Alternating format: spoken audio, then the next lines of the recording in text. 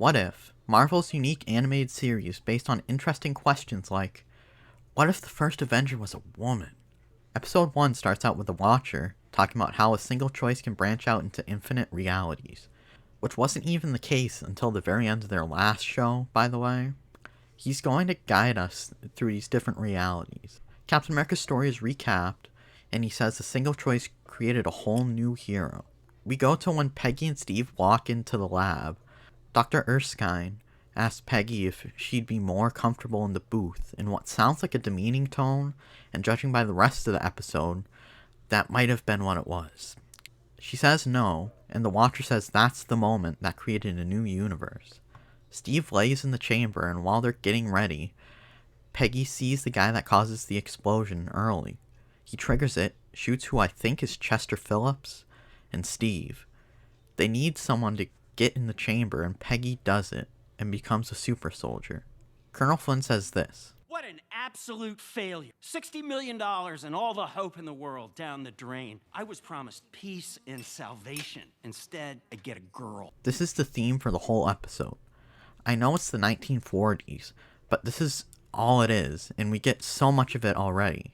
She says she can be more than a human pincushion, and Colonel Flynn responds by telling her to be grateful she's in the room, and not being charged with insubordination. She says they were about to lose the entire project, and he says they did, and it was wasted on her, and if they're lucky, her blood might tell them how to make a real super soldier. She says she is, and he says, women aren't soldiers. They sure as hell don't fight on the front lines. You might break a nail. Just over the top, on the nose, absolute shit. Steve says it could be worse. She could be sent to a USO tour, wear a crazy costume, and be told to smile 10 times a day. This could just be a reference to putting on a show, but considering the themes of the episode, I think it was a double entendre. Steve tells her about Bucky. Her, Howard Stark, and Colonel Flynn discuss the Tesseract and Red Skull. We see Red Skull acquire the Tesseract. Finn tells her she's lucky to be in the room again. Stark gives her her uniform and a shield, which doesn't make sense. The shield was unique to Steve. She should have chosen something else. She goes on the mission. She flips, stops, and destroys vehicles. A soldier comes out and says this. The Allies must be desperate, sending in a fragile Fraulein to fight for them. And she beats him up. She goes in the back of a truck and captures Zola and gets the Tesseract. She slams it on Flynn's desk. Stark is using the Tesseract to build something for Steve. She goes on the mission to save Bucky. She fights her way through and gets the soldiers, including Bucky, out of their cells, and Dum Dum Dugan says this. Since when did dames fight like that? Since today. Understood. She introduces herself as Captain Carter to them. They fight their way out, and Peggy calls for air support. Steve speaks over the comms and he flies in with a Hydra Stomper, which Stark used the Tesseract on, and they fight and win. Next, there's a montage of Peggy beating up Hydra soldiers. During the montage, Flynn says he's always believed in Peggy and that he told Stark to build the Hydra Stomper. He basically takes credit for all of it. Red Skull betrays the Third Reich. Peggy and Steve are drinking, and Steve asks how did it feel to get the serum. Peggy says it didn't feel all that different.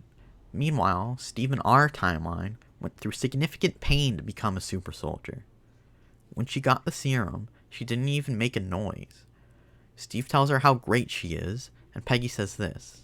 The way people view me has changed. I'm no longer screaming to be heard, to be seen, to be in the room. Steve says he can relate to being not respected. They go on the train mission. Steve slows it down with the Hydra Stomper. They get on top of the train. Bucky almost falls, but Peggy grabs him and pulls him up.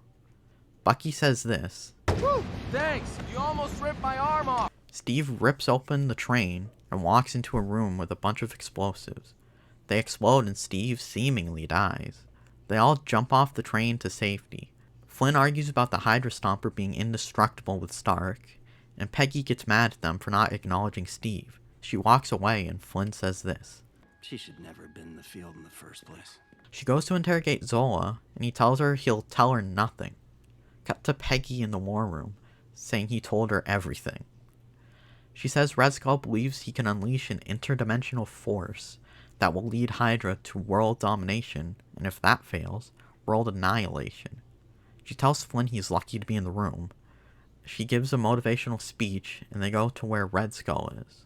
She beats up Hydra soldiers, and they decide that her and Stark will go high, and the rest will go low. Red Skull gets ready to use the Tesseract, while Bucky and the other soldiers find the Hydra Stomper and Steve. Red Skull opens a portal that lets out a Hydra, but the Hydra grabs him and crushes him.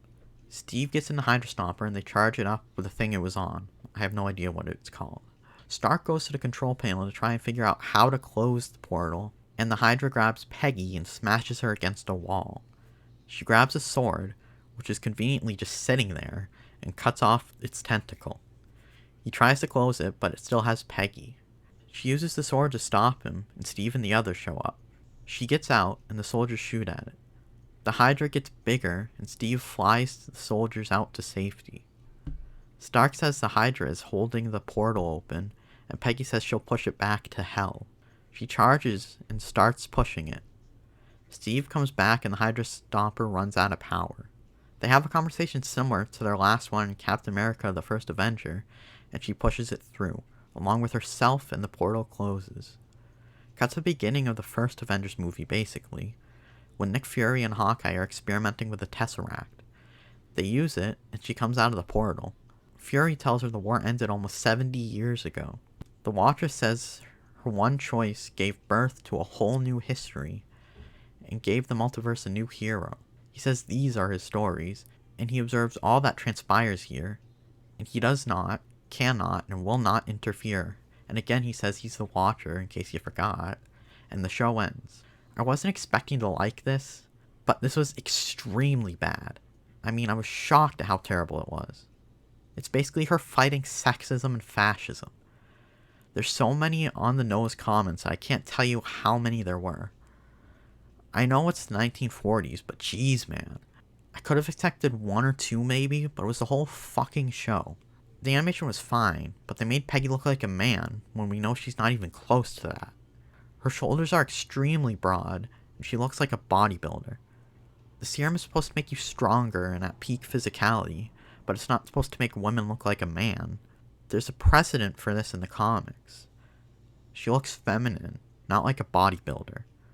Steve also looks like a lesbian in this. He's supposed to be scrawny, but his face looks extremely feminine.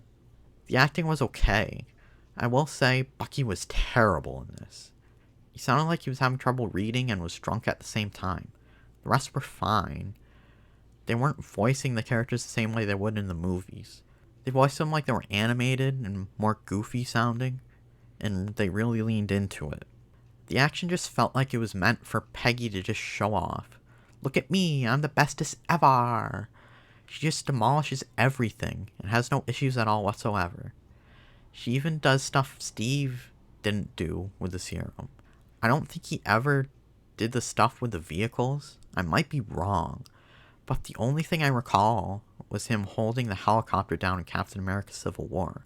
I couldn't believe how bad this episode was, in my opinion.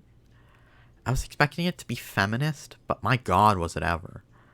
I expect the episode with Killmonger saving Tony Stark to be, what if a black man saved Tony Stark? And the one with Black Panther to be, what if a black man was taken by the Ravagers? The only episode I'm kinda interested in is the one with Ultron taking over Vision's body. The zombies one may be interesting too, but I'm not a fan of zombies. This series should be, what if Thor went for the head and stuff like that?